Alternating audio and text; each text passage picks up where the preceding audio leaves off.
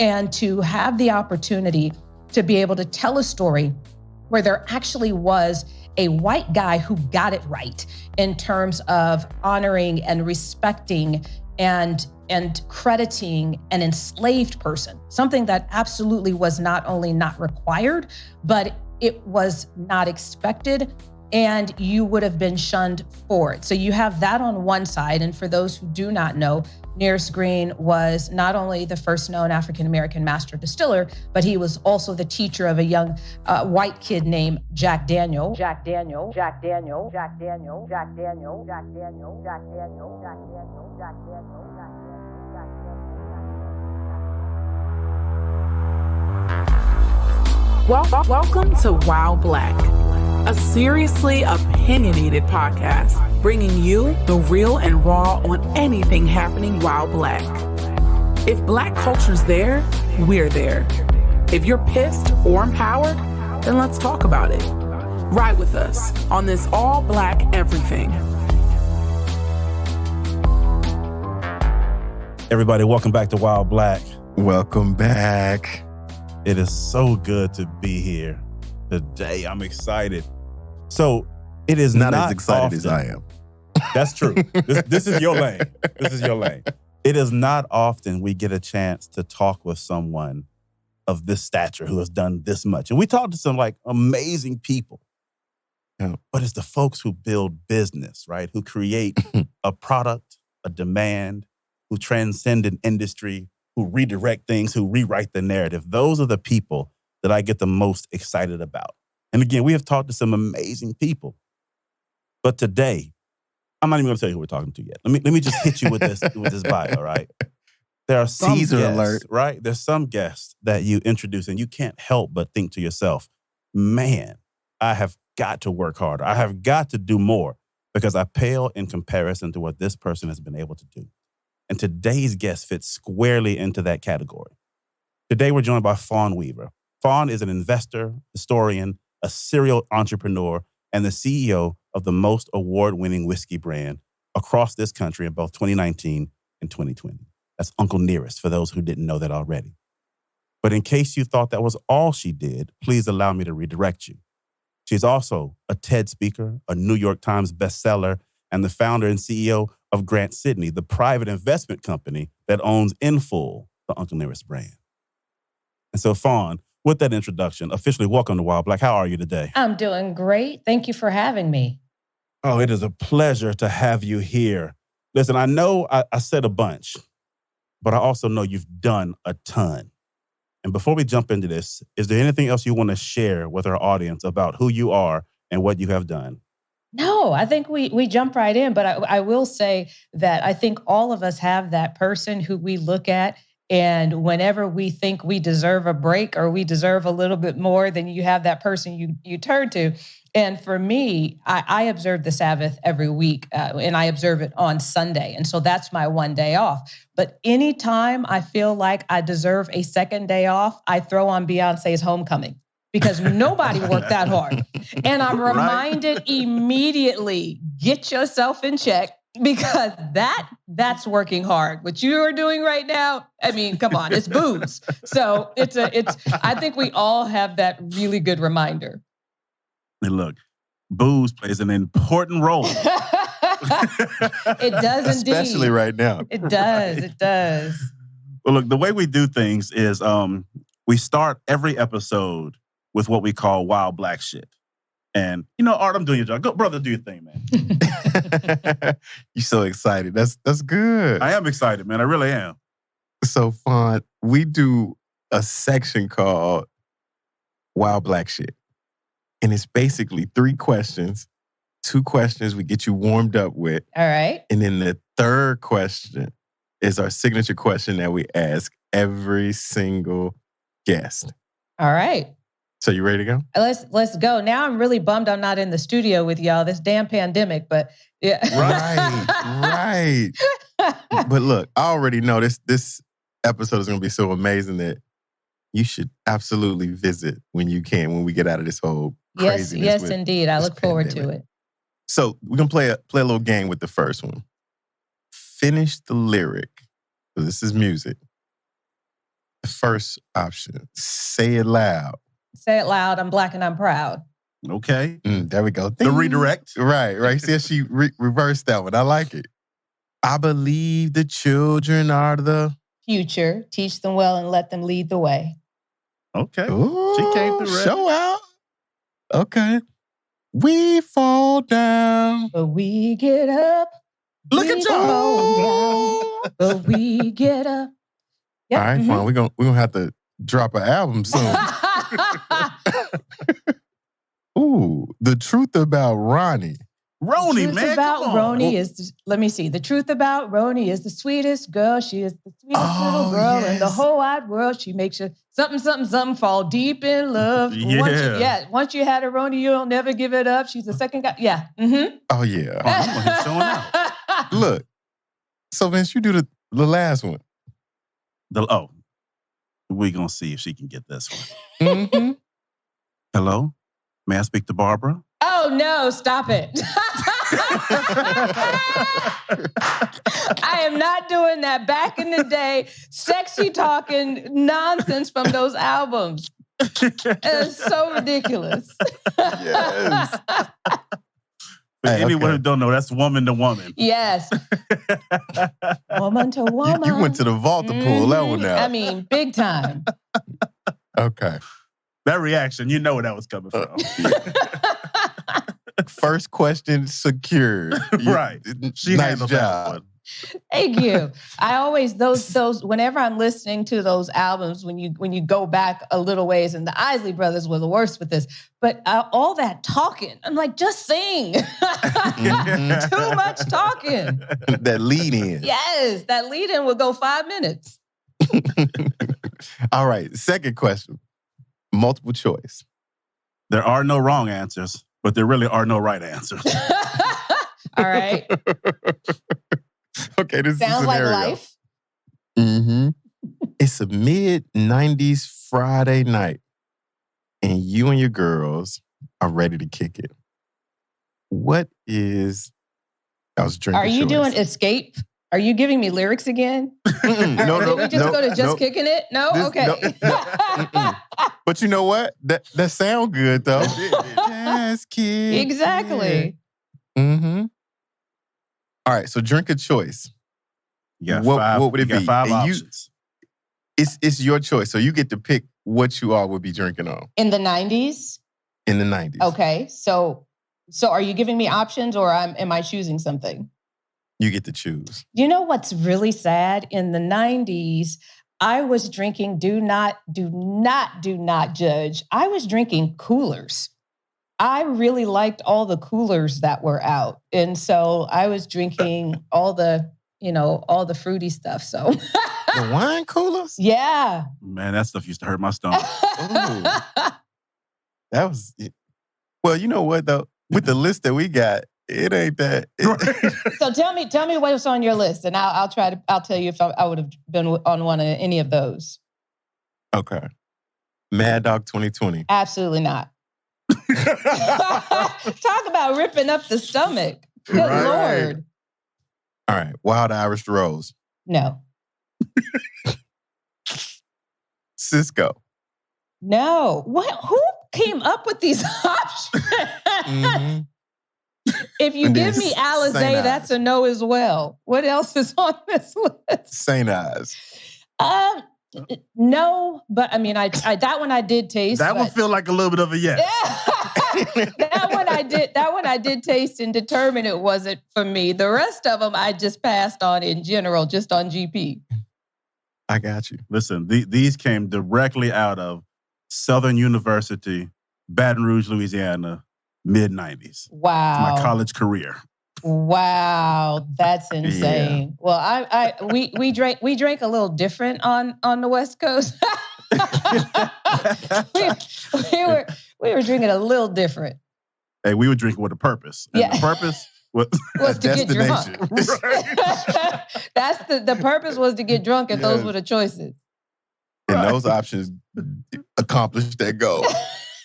And for Wow. pennies on the dollar at that. Mhm. Right. That's an important part of college life.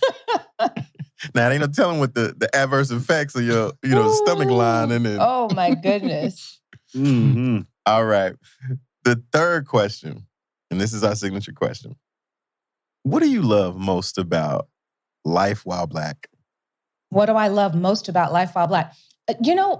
I walk into a room, and most of the time when I walk into a room, it is a room full of incredibly wealthy, powerful white men. Right. I love walking into that room because guess who they are going to remember? Every single person in every corner of that room. And I will come across groups, and years later, and I mean 10 years later, they will immediately know who I am because they're like, who was this Black woman who walked in here like she belonged here? And that's what I love. I also love showing up at the dry cleaners, and I don't have to give them my telephone number because I'm the only Black person. There are certain advantages to membership has its privileges. Yes, it does. You go to the country club, you go out onto the golf course, and you're a Black woman. There isn't a whole lot there. So yeah, that's what I absolutely love. Specifically being a Black woman, and I absolutely love that. Fawn, are you a golfer? You know what's so funny? I have the coolest clubs and shoes and and gloves and a house that sits on the lake that sits on a hole, or sits between two holes, and then you tee off in front. And so it's really pitiful. I haven't been out on the greens in, probably 10 plus years, but I literally just God. Oh, I know. But I just literally had my assistant this morning book me for major refreshers on this for a couple of reasons. Number one, so many of my investors have come to my company to invest in my company because they were on the greens with someone who this is their most exciting investment in their portfolio. And so many people, that is how they came to know of our brand, at least on the investor side. And then also for me, I just like to do shit that Black women usually aren't doing. That's just the norm for me. I love that. And so I realized I've had these clubs sitting in my garage, and then we literally bought a house that sits between two holes. I have no excuse. And so I expect to start hitting the greens at least every week. Oh, that is what I'm talking about. We're golfers. We need to extend the invitation. Oh, and you guys are in right now. So our place is on Lake Oconee. So you can just come down because we've got the 6 Reynolds golf courses there. Listen, I love that the Ritz out there. Yeah. Oh, yes, indeed. You're talking to me. Yeah, we love it. And those golf courses. So the course that our house sits on is Jack Nicklaus course that they just remodeled, and they had the LPGA there, I think, about a year ago. So we're looking forward when they get the PGA there, but they've done a great job on it. And because it sits, literally the holes sit on the lake, then that's one of the reasons I'm going back and getting a pro teacher, because otherwise all my balls are going to go in the water. So I'm not going to embarrass myself in front of my own house. That's really what it's about. Look, the tip here, pro tip, get those refurbished balls. Ah, okay. Thank you. Those are the only ones I play with. Really? Tell me why. Because I lose too many. All right. They're cheaper. Got it. I love it. All right. So as much fun as we're having, and as much as we play around, this podcast actually does a lot of teaching, creates a lot of awareness, and drives a lot of inspiration. And when I think about stories that need to be told from our perspective that highlight the Black world, I can't think of many more impressive or more pertinent than this one. Thank you. So I want to jump in with this, right? It's the story for me. Yeah.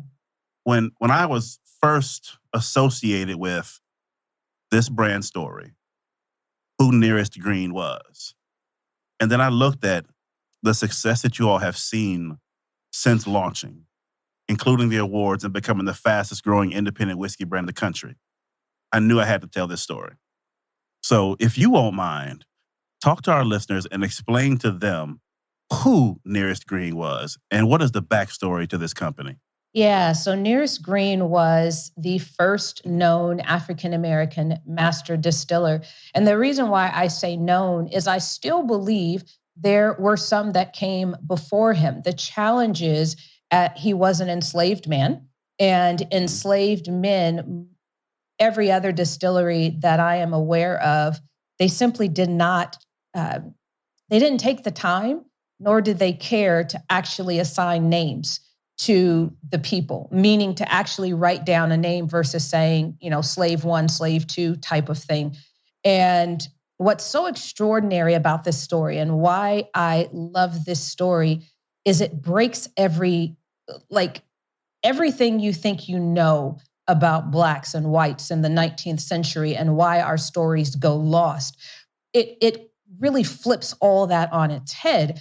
We like to live in a world that is black and white. And the reality is that life is nuanced. Our history as a people and our history as a country is incredibly nuanced. Every white person in the 19th century was not a devilish ass. And every Black person in the 19th century, 20th century today is not an angel. And so we live somewhere in between that. And to have the opportunity to be able to tell a story where there actually was a white guy who got it right in terms of honoring and respecting and crediting an enslaved person, something that absolutely was not only not required, but it was not expected, and you would have been shunned for it. So you have that on one side. And for those who do not know, Nearest Green was not only the first known African-American master distiller, but he was also the teacher of a young white kid named Jack Daniel. And he was a mentor of Jack. And when Jack's mother passed away when he was 4 months old. And so he's the 10th child. He's being now raised by a father. And back in those days, God bless our men today where the good ones go 50-50 in on the parenting situation. But back then, the fathers had no idea what to do with kids. And so you have this woman who is perfectly healthy, has 10 children, then she catches typhus fever, and 7 days later, she's dead. So his father did what all of the men in that day did when you have a bunch of kids. He went and married another woman to take care of the kids. And, Jack is this little runt. He never grew to be more than 5'2", which is crazy. Wow. And so you have this young boy who you want working your fields and all the rest of that stuff. So anyhow, long story short, you see this young kid as early as 7 years old on the farm of this white preacher and distiller named Dan Call. He showed up as a chore boy. That means going to milk the cows, getting water for the family from the wells, feeding slop to the pigs, sleeping in the hay barn. Like, this was not at all a privileged life, but it allowed him to get out of a house that had 9 other kids and a stepmother who didn't like him. And he comes to this property in which we own the property. At that time, it was 338 acres. It's now 313. But you had this man, Dan Call, who was a preacher when the temperance movement was running through, and he married a teetotaler. So in 1856, as a young man, he marries this woman who is completely opposed to alcohol, but he has a distillery on his property. The good news is that the distillery is about a 25-minute walk from the house on the same property one way. And his church was also on the property, about 25 minutes walk going the other way. And so what he was able to do is basically keep his 3 worlds separate. He had the church on one side of the property and the distillery on the other side of the property. Well, the reason why he was able to just kind of continue to be a preacher, to focus on his family and not have any issues there, is there was an African-American man, an enslaved man at that time, who was running the still by the name of Nearest Green. And his whiskey was known to be the best in the area. And that statement wouldn't mean anything now where we are in Tennessee and, it's 30 minutes to the nearest distillery. But at that time, there were 16 other distilleries in a 4-mile radius. And his whiskey was known for being the best. It was the whiskey coming out of distillery number 7, and that distillery sat on the property that we now own.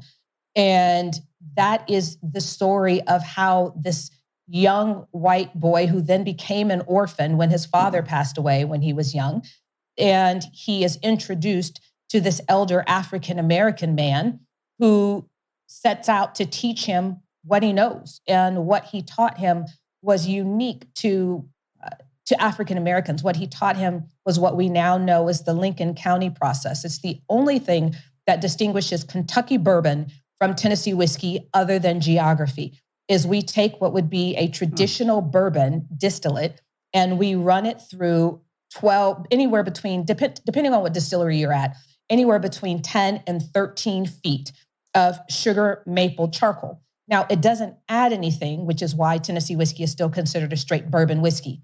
It adds nothing, but it does remove congeners, fusel oils, those things that give you headaches when you drink too much of it, like that garbage you were talking about earlier. We're filtering some of that nonsense out. And it goes into the barrel and it sits the same amount of time. But what's so special about premium Tennessee whiskey is, number one, it costs a hell of a lot more to make than bourbon, including what they're making up in Kentucky. And a lot of people don't know that. Premium Tennessee whiskey costs more and it takes longer. And a part of that is because of this process, this Lincoln County process that was named after the county where Nearest Green lived and where he made his whiskey. And the reason why we know how that process came to be in Lincoln County and the fact that it came in with the enslaved people is because Jack Daniel and his descendants made sure to put that in the records, that is the origin of the Lincoln County process. And so I do give a great deal of credit because you had these pretty powerful white men who did not have to, one, write down Nearest's name, did not have to give him credit, but not only do they write down his name, give him credit in the press, by the way, but they also did the same with his children and his grandchildren who continued on in the business of making whiskey. So the reason why we know who Nearest Green is, and we do not know who all of the other Black master distillers were, and again, I do believe there were more, some that potentially preceded Nearest, is because you had this town here, Lynchburg, of all names, good Lord. Right. You've got this town of Lynchburg in which the big man in town is this little 5'2" guy named Jack Daniel. And he made sure everybody knew who his teacher was, who his mentor was, and who his first master distiller was. Wow. A hell of a story, isn't it? It is. And now, is that 1856 the reason that you named it 1856? Yeah, well, that's one of the reasons.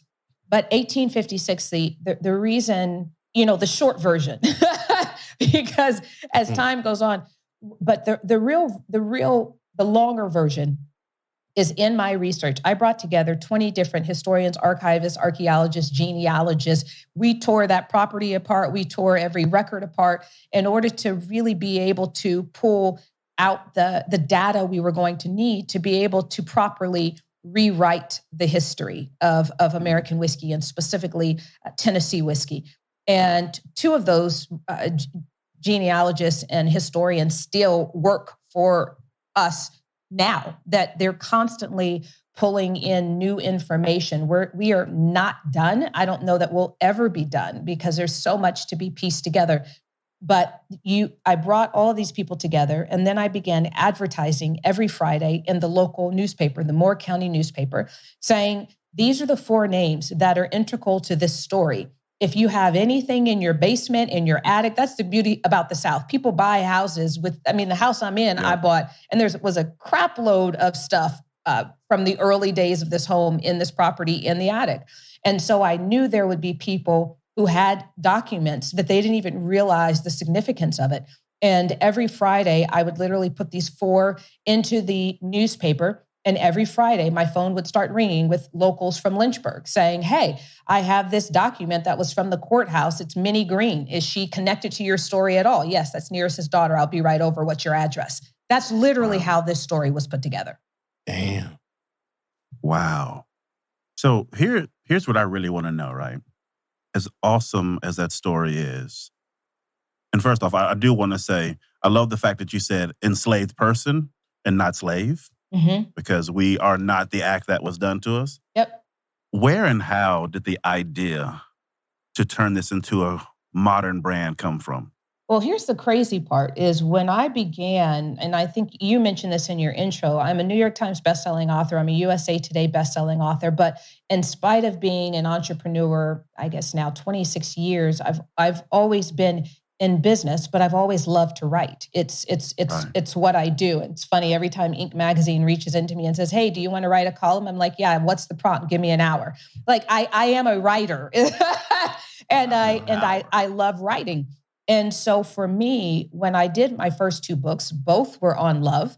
People would ask me, when is your third one coming out? When you have 2 successful books, there's always the next one. And I would tell people, the next time I find a story of love I want to write about. And it wasn't until I came across this story that it felt real to me. And I could really connect with the fact that you had these 2 people it's to me, it's still mind-boggling. How big do your balls have to be to walk in the middle of a town called Lynchburg with Black people all around you and tell other people you will respect them? Like how big?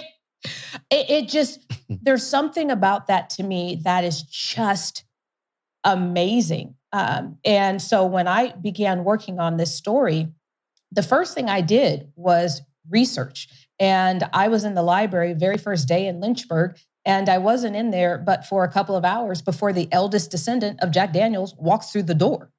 And remember, this whole town is basically somehow related to Jack, whether it's by marriage or, he didn't have any children, so all the descendants are through his nieces and nephews. But whether it's that or it's, related to a Green, that's basically your town in a way. And so it became news very quickly that we were there because the VRBO that I rented, they had our information. That's a part of the requirement with VRBO. And so the owner or the person who was renting it had already told the town that there was a Black woman from LA who's a New York Times bestselling author and her husband who's an executive vice president at Sony Pictures. So people were already expecting us and excited that we were coming to town because, Lynchburg is really tiny. There's not a whole lot going on there.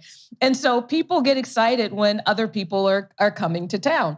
And so people knew who we were, but they didn't know why we were there. And when we went into the library and began doing the research, then the eldest descendant of Jack Daniel was called.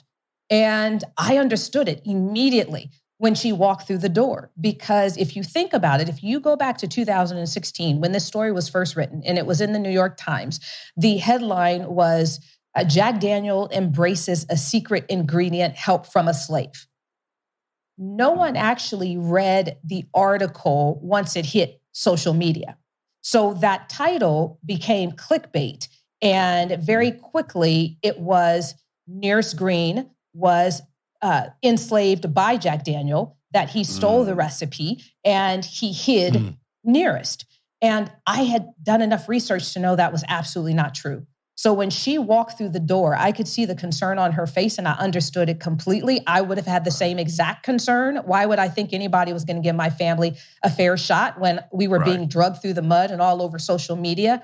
And so I said to her, listen, I am not here to harm your family's legacy. I believe that social media has this wrong. I believe that the press has this story wrong. I think this story is a story of love, honor, and respect. And I told her why. And I pointed to certain things in Jack's biography and the fact that it was written in 1967, height of the civil rights era. A white reporter from Tuscaloosa, Alabama, comes to write the definitive biography of the most famous American whiskey maker of all time. And Nearest and his boys are mentioned from the very beginning all the way through. And they are mentioned more times than Jack's own parents. You didn't have to do that in the 19th century. You sure as hell didn't have to do it in 1967 when we had the Detroit riots up the way. You had the KKK founded right here in Pulaski, Tennessee, down the road. You had this as the region that Nathan Bedford Forrest, that he traded over 1,000 enslaved people a year per his taxes. Who knows how many he really did. And he was the grand wizard of the KKK, the very first Grand Wizard. And he would come through this community recruiting people for his Bedford Forest during the Civil War. So you have all that going on in this area. There was absolutely positively no reason that a Black man needed to be named in this book. That was not about them. That was about this whiskey maker, unless the people who were being interviewed, which were all the people around Jack and his family, that's who was being interviewed. They would have had to have named Nearest and his boys so many times that this reporter did not have a choice but to include him and make his story a part of the story. And so knowing that and sharing that with her, she said, well, then I want to help you. And she pulls out her cell phone and she gives me the name and number of Nearest Green's descendants. That's how this began. And right before she's leaving out of the library, she said, you know that property, that farm where everything happened that you read in that book that brought you here? I said, yep. And she said, you realize it's for sale, right? You should buy it. Right.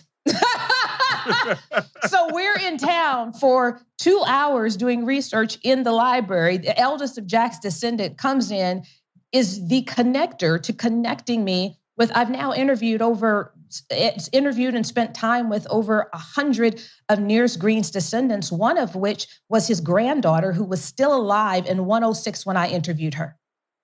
Wow. There is absolutely no way that I would have been able to do that if it wasn't for this person opening up her phone and saying, look, we all grew up together. Here's the numbers.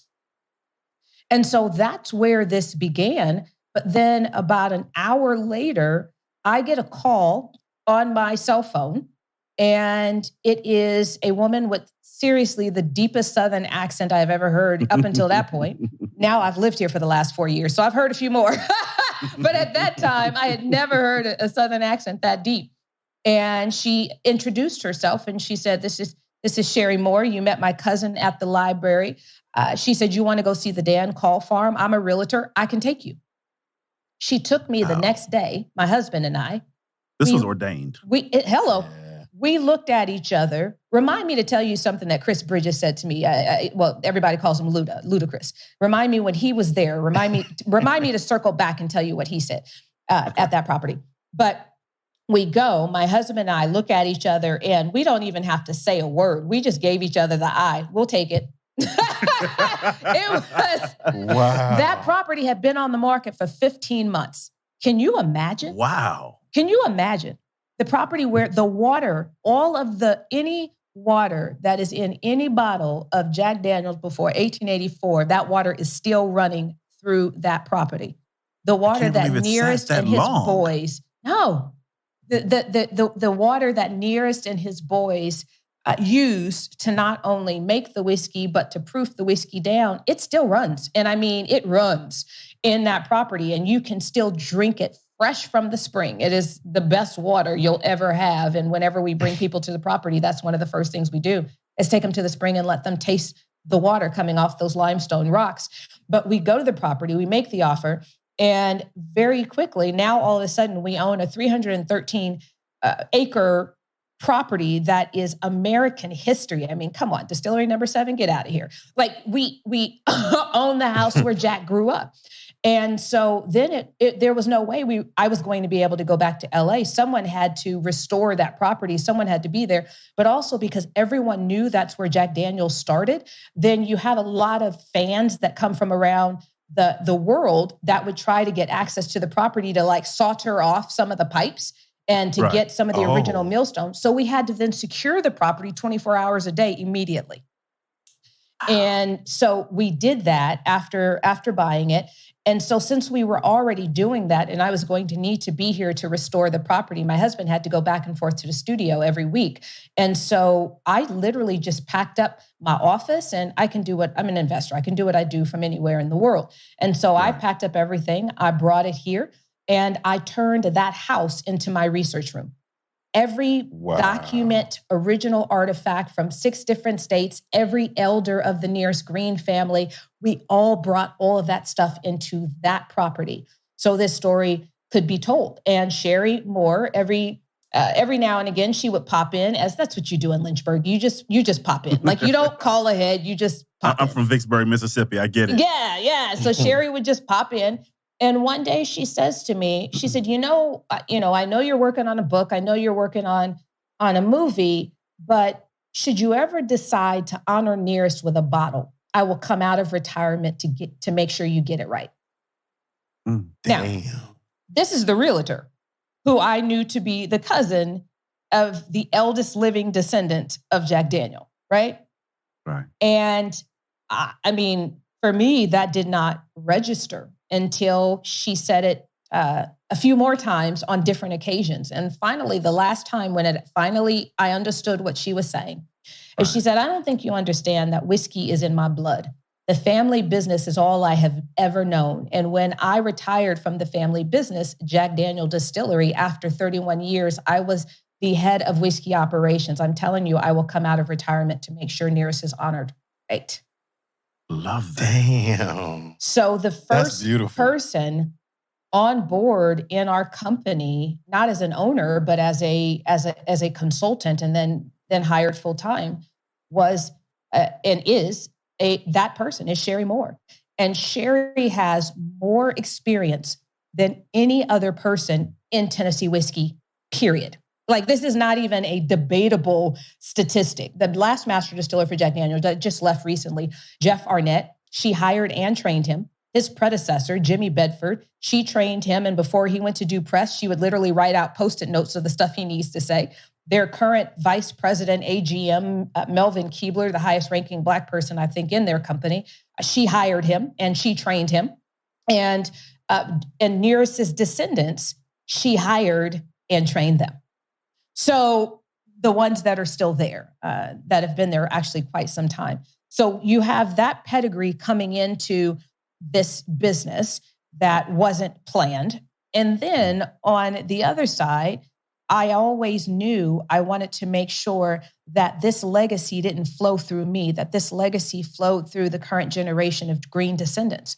So our master blender, Victoria Edie Butler, 5th generation descendant of Nearest Green, and she and Sherry were close friends growing up. And now they're working side by side. And that's why Uncle Nearest Premium Whiskey is the most award-winning whiskey of 2019, 2020, the most award-winning new American brand ever. And I think you mentioned it earlier, it's the fastest growing independent American spirit brand in U.S. history. When I get off with you, I've got CNBC with Shep Shepard, because he's breaking the news that we are the best-selling African-American founded spirit brand ever. Emma, love that. I fucking love that. But look, there's. I know we're short on time, and there's one more thing that I want to talk about.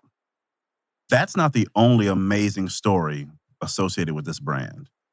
You also did all that with an all-woman executive leadership team, correct? Yeah. How intentional was that? It wasn't. Here's the crazy part. I didn't realize until someone from the press about a year and a half ago, I was sharing all the different people on our leadership team, and I was kind of giving them all the different attributes of each one. And the person in the press said, wait a minute, are those all women? Like, are all those names women? And I literally paused and I said, I guess so. Yeah. It was not, it wasn't intentional. And you know, what's funny is I was really working my hardest and trying my hardest to get a green male descendant. I mean, you know, I'm not chauvinistic, so I don't even want to hear that. But I wanted this to run through a male green descendant. That was my goal. That was my dream. I didn't even think to ask the Greens that were women. Again, no, you know, nobody throw any hate balls my way. That is just what I knew that it was Nearest. It passed down to his son, George. It passed down to George's sons, Eli. Right. Well, it was Nearest's sons, Eli, George, and Lewis, who continued on with the whiskey. And then George is the only of those three to have children. And so then it passed on to Charlie and Ott. They continued it on. And so in my mind, and that was before Prohibition, and once it came back from Prohibition, they didn't have any green family members still on the distilling side, because Tennessee was in Prohibition longer than anyone else in this country by 10 years. Most people don't know that. This temperance movement was a little nutso here. And so you have an entire generation and a half that passes before this distillery reopens. And so none of the Green family members chose to go back in on the distilling side. There's 3 there, but they're on the bottling side, so totally different. Right. And so in my mind, I wanted to keep passing that down the way it had been passed down. And I am so happy I did not get what I wanted, because the person who was meant to carry this legacy forward was a woman. And the crazy part as I say that and I think about that is her side of the family, Victoria's side of the family, did not grow up with money. She is a descendant of Nearest's son, Jesse.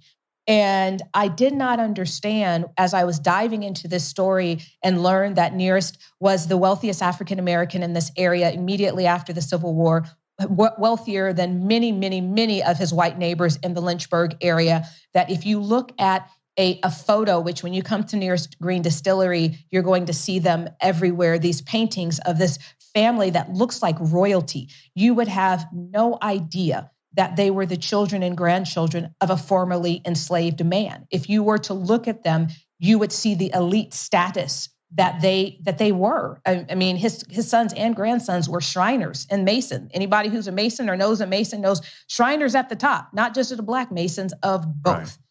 And so knowing that about his descendants and knowing that they had passed money down and had millionaires on that side, Victoria's side of the family, they kept asking, well, we don't understand. Where did the money go? Where did the money go? And I could not answer that for that side of the family.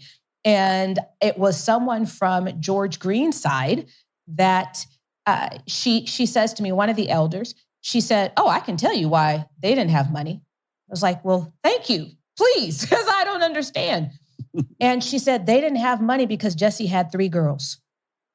Money never passed to the women. So it wasn't, even though we focus on race, what actually was the disparity at that time following slavery was gender. And so you had a one side of the family whose descendants were of George Green, who had money and millionaires in that lineage. Even to this day, one is still in Lynchburg, hasn't left. And then you had the family of Jesse Green, another son of Nearest, and they did not have any money because the expectation was the women would marry a man and the man would take care of them. And so that this gets to pass through a woman that is a Green, it's the way it was meant to be, but it was not what I planned. Wow. On International Women's Day. Yes. Right, exactly. Yes. Exactly. Amen to that. Well, listen, Fawn, we want to be extremely sensitive to your schedule. Thank you. Completely understand. We thank you for the time today. I thank Absolutely. you. In closing, is there anything else that you want to tell the audience? Yeah, I would. One of the things, especially because of who your audience is, I find myself even now, after telling this story for almost 4 years, that I'm still battling people who believe the original clickbait titles that were on social media. And I think that we have to be really good about giving credit to those who stuck their necks out for us, because there wasn't a lot of them.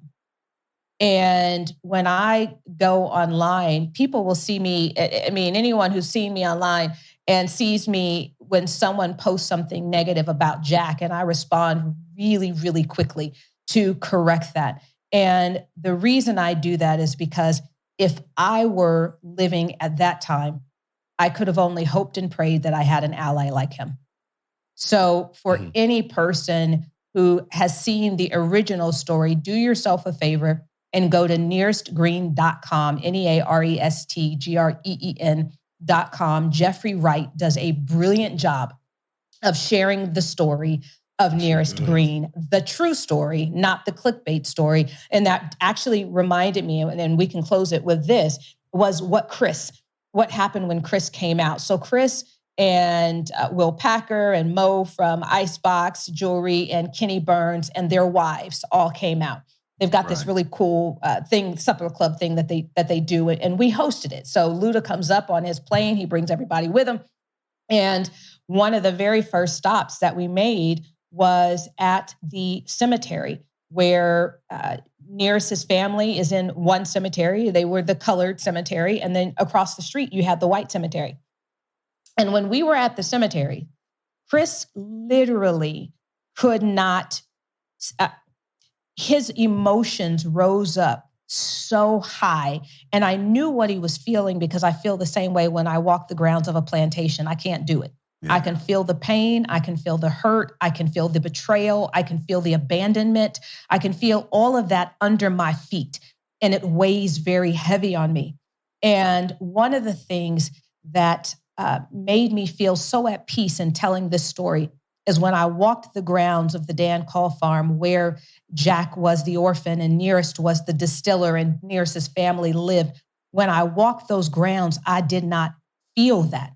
And it's hard to understand that because our history is so nuanced, but I simply didn't feel it, which would explain why Nearest had as much money as he did and his family had as much property as they did right after the Civil War. Because I think we don't really know what truly was going on that property. But after we went from the cemetery and we went to the farm and we walked up to where the original distillery was, where Nearest's family lived, where the spring water was. And I said, Chris, what do you feel here? And he said, I feel peace. I feel like our ancestors are proud of us. I feel like Nearest is proud of us. And so I would just say for all of us, our Black history is so rich. And in the middle of so much pain, there are some gems. And I believe it's healing if we can look for them and if we can find them.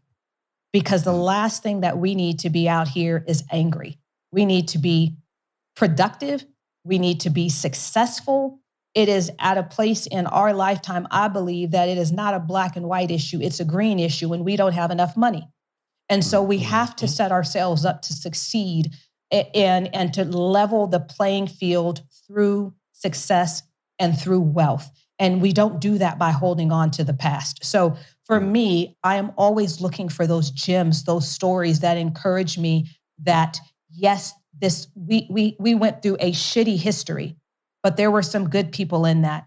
And if we can just keep latching on to that and build upon that, then I think that the future for Black Americans is incredibly bright. Amen. There's nothing else to say after that. Fawn, you don't know how much we appreciate you being here. You don't know how much I appreciate the story. I just appreciate what you're doing. I look forward to seeing more. If I ever do decide to drink again, it's the first place I'm going, but my wife is holding us down.